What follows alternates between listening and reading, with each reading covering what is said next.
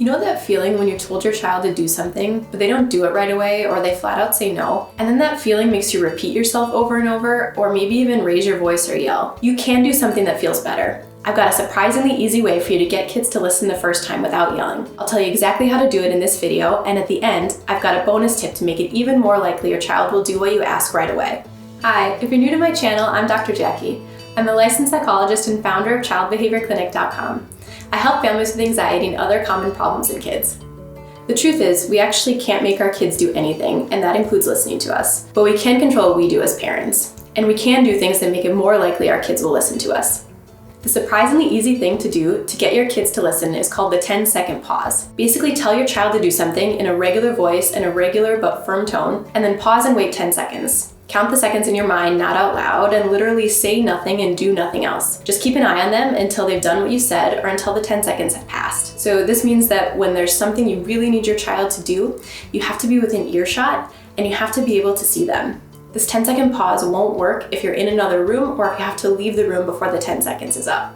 So if you're anything like me and get impatient easily, or you're in a rush, 10 seconds can feel like a long time. Sometimes I fall into the trap of repeating myself immediately or just doing the thing for my daughter. In the long run though, that's not very helpful for either of us. Many times though, I try to remember to use the 10-second pause, so I pause and wait. I literally say nothing else. This means I don't respond if my daughter says no right away. I don't answer any but why or do I have to type of questions. I don't make a face or sigh or say her name or clear my throat to get her attention. I just say whatever it was once and then I wait silently. Sometimes kids get distracted. Sometimes it takes them a second to process what you're saying. Sometimes they're waiting to see if you really mean it. Pausing and waiting gives them an actual opportunity to do what you're asking. If your child does what you told them to at any point during those 10 seconds, make sure to say something about it right away. That could be something like, "Thanks so much for listening quickly, sweetie." You'll find that by using the 10-second pause, you'll have more opportunities to point out what your kids are doing well rather than correcting them. If you found this video helpful so far, I'd appreciate it if you tap the like button so it can spread to more people.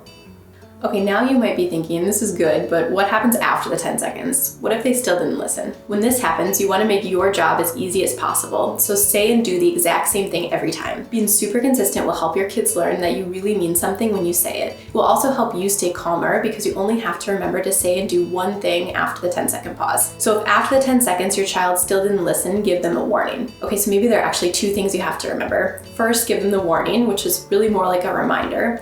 Say if you don't put your shoes away or whatever you asked them to do the first time, word it in the exact same way, then I'll help you do it. Give another 10 seconds of pausing and waiting. And then second, if it still didn't happen, say you didn't do what I told you to, so now I'll help you do it. Like guiding them to the place where their shoes are or taking their hand to walk out the door or whatever. Always repeat these phrases in the exact same way. Your child will get more used to it and you won't even have to think about what to say since it'll come more automatically.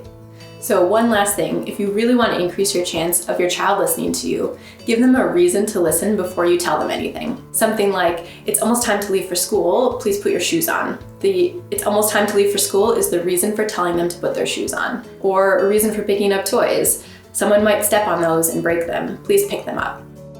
For more help on how to get kids to listen better, tap the link in the description and grab my free guide. If you like this video, check out the one below. See you in the next video.